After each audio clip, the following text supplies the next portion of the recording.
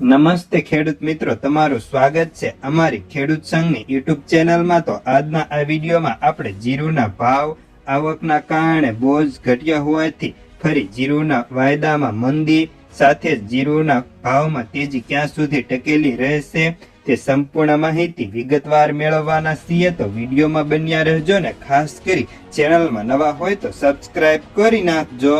તો મિત્રો, સૌપ્રથમ જીરુ વાયદા બજારની વાત કરી લઈએ તો આજે સોમવારે વાયદો ખુલતાની સાથે જ 700 રૂપિયા ઢીલો પડી ચૂક્યો હતો।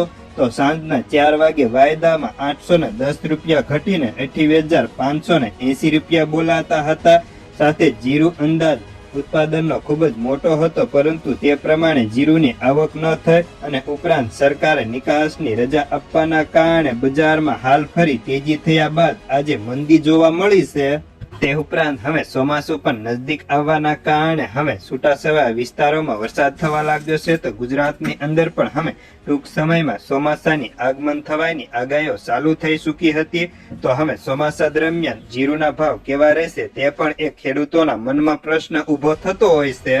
જ્યારે જીરુના ભાવની વાત કરીએ તો આજે પ્રતિ મણે 200 રૂપિયા જેટલા ઢીલા પડીને સુપર જીરુમાં 5,000 થી 6,000, બેસ્ટમાં 5,700 થી 5,800, મીડિયમમાં 5,500 થી 5,600, એવરેજમાં 5,400 થી 5,500, ચાલુમાં 5,200 થી 5,400 રૂપિયા બોલાતા હતા।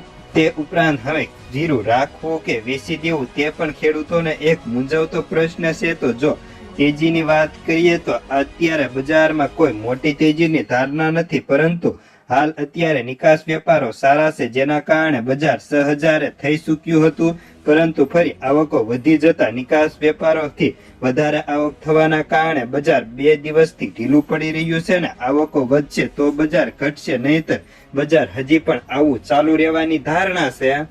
તો બસ આજના જીરાના સમાચારમાં આટલું જ। ધન્યવાદ। ફરી મળીશું એક નવા વિડીયોની સાથે। જય જવાન, જય કિસાન।